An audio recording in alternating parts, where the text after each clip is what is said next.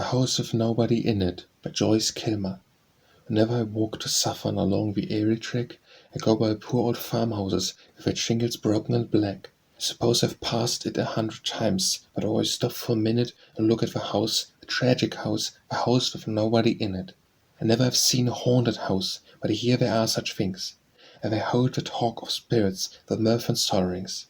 I know this house isn't haunted, and I wish it were, I do, for it wouldn't be so lonely if it had a ghost or two. This house on the road to Suffern needs a dozen panes of glass, and somebody ought to weed the walk and take a skiff to the grass. It needs new paint and shingles, and the wine should be trimmed and tight. And what it needs the most of all is some people living inside. If I had a lot of money and all my debts were paid, I put a gang of men to work with brush and saw and spade. I'd buy the place and figure it out the way it used to be, and find some people who wanted a home and give it to them free.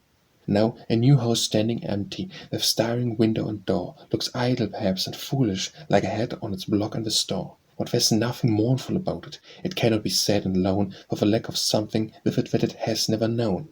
But a house that has done what a house should do, a house that has sheltered life, that has put its loving wooden arms around a man and his wife, a house that has echoed the baby's laugh and held up his stumbling feet, is the saddest sight, when it's left alone and ever your eyes could meet.